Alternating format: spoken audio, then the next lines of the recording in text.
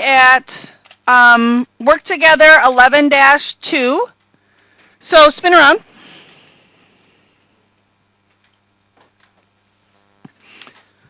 I would like to see eyes on me. This is another subsidiary ledger. Yesterday we learned about accounts payable ledger for subsidiary ledger. Today we're learning about accounts receivable. Accounts receivable deal with customers. Customers are people that come in and buy from us and give us money. So you will notice now when I look at this ledger example, it doesn't say vendor number, it says customer number. And customers always should be associated with accounts receivable. These numbers are going to be associated with accounts receivable, so therefore it's an asset, so its account number should start with 1. Okay? It'll be a 3-digit account number. All subsidiary ledgers are going to have 3 digits for an account number. Our general ledger will have 4 digits for an account number, and we'll learn about that tomorrow when we post to our general ledger. So when we take a look, moving left to right, we have our date column exactly the same, item column, which we used yesterday, and then we have our post reference, debit, credit, and again, here's a change from yesterday. Yesterday, this column said credit balance. Now today, it says debit balance. So we just need to be aware of what needs to be there. We're going to be going through and doing this exactly what we did yesterday, but instead of going through and being accounts payable, we're going to go ahead and do accounts receivable. So our directions for 11-2 reads, partial sales and cash receipts journals for graphic inks are given below. Also given below are a blank account receivable ledger form and a blank form for preparation of schedule of accounts receivable. You will also need the general journal, and your instructor will guide you through the following example. So the instruction number 1 tells us to start a new page for accounts receivable ledger for Brandy Sparks. So we're going to go ahead and find our account for Brandy Sparks, and we're going to open one up.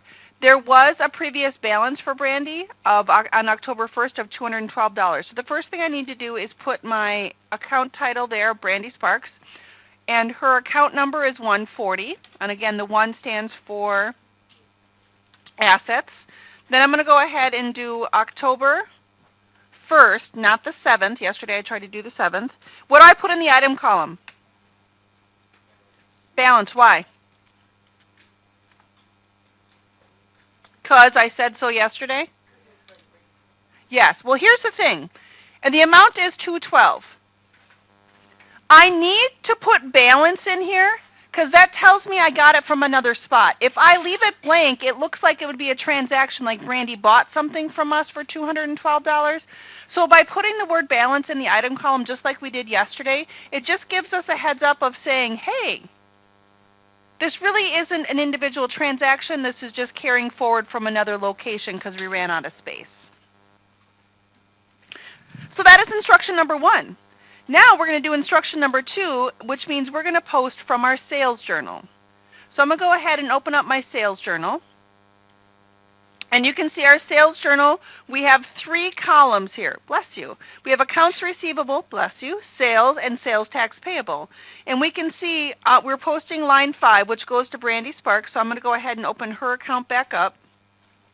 Going across, I can see Brandy Sparks right here. But the main thing that you need to realize is above Brandy Sparks, it says right here, accounts debited. So I know whatever account is listed here has to be debited. But here's the tricky one with our sales journal. What number is it? Is it 576? Is it 544? Is it 3264? Which one is it? It's got to be your 576.64. That's the total amount that Brandy owes us. The other columns give us the value of the product and the value of the sales tax. So the total amount Brandy owes us is that 576.64. So I'm going to go ahead and put the date of the 20th in there. Post reference is going to be S, standing for your sales journal, and then 10, standing for page 10. I'm going to go ahead and put in my debit column 576.64 because that's the individual amount of that transaction. Previously was a balance of 512. I add those 2 together, and I get an amount of 788.64. The last thing I do is I take account number 140, and it goes back up on my post reference to say that I posted this amount in my subsidiary ledger. That's instruction 2. Instruction 3 reads, post the accounts receivable credit line on our line 9 of our cash receipts journal. So I'm going to move now to cash receipts. Going across line 9, I see the date is the 21st, Alfredo. Then we have doc number R104, and then I have 254.40 and 254.40. Okay? So I don't have to figure out which amount it is. I just have to figure out, is it debited or credited? And which one do you think it's going to be, Dylan? Is credit, because we're going to get the amount from the accounts receivable credit column. So I'm going to open up that subsidiary ledger. I'm going to put the date in of the 21st. Post reference is going to stand for CR, standing for cash receipts 12. And I'm going to credit it $254.40. New balance is $1,272. Account number 130 goes back up into my post reference.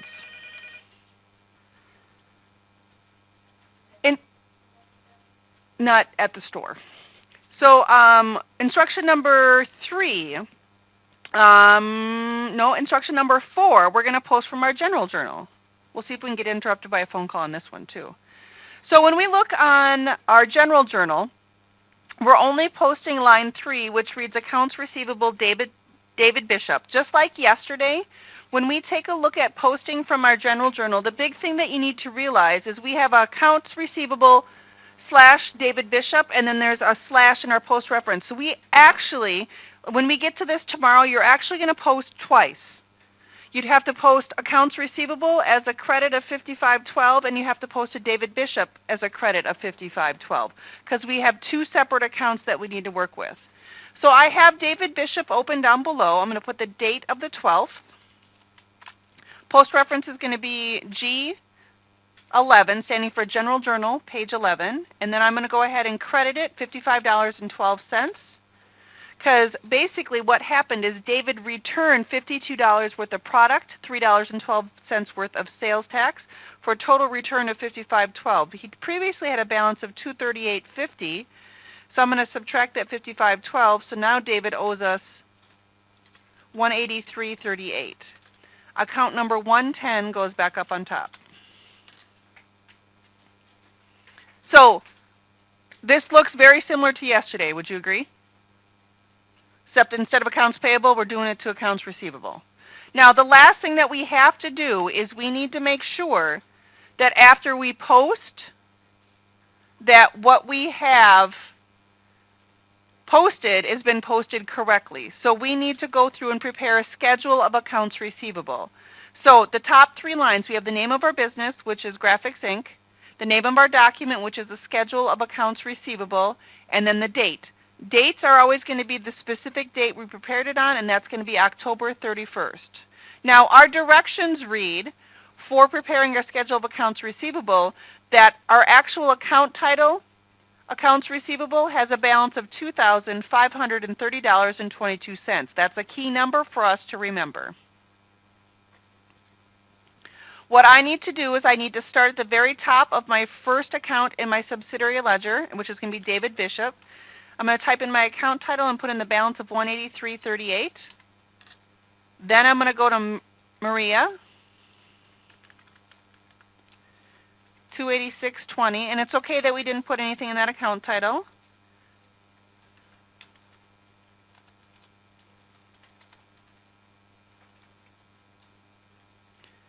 Go through all of them. Last one you have on there is Brandy Sparks for $788.64. Now, does anyone recall, what do we put on the bottom? We don't write the word total. We would write total accounts receivable. Yesterday we wrote total accounts payable. Today we write total accounts receivable. Then you break out your handy dandy calculator.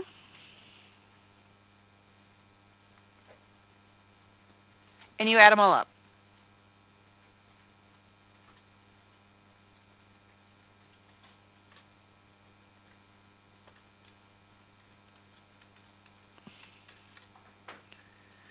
And the key is, it needs to equal that number in the directions.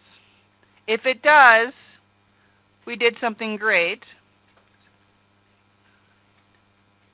except I did something wrong. I think I added wrong because my cents does not match.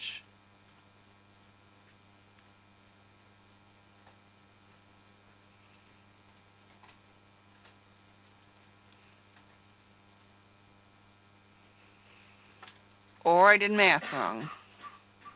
64, 38.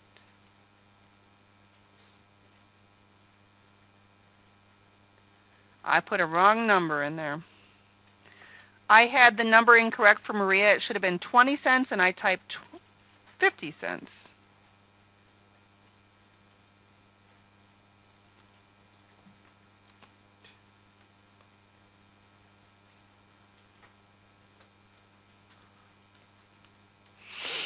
Now I have the matching number. And that's one of the crucial things that you need to do. You need to take the time at the end to make sure that everything balances instead of just trying to rush through the assignment to get it done.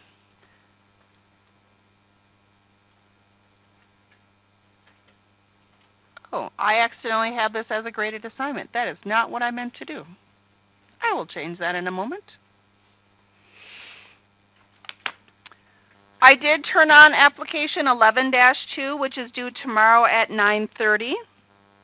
I'm not seeing Aprilia being as picky as it was yesterday. I also did turn on your study guide. Your study guide is going to be due Tuesday of next week, so it gives you a heads up to start working on that. If you have not read your chapter, you should have read by now 11-1, 11-2, and then for tomorrow you should read 11-3. Your outline was given to you already this week as well, so make sure that you have started working on your vocabulary for that and reading and filling that out.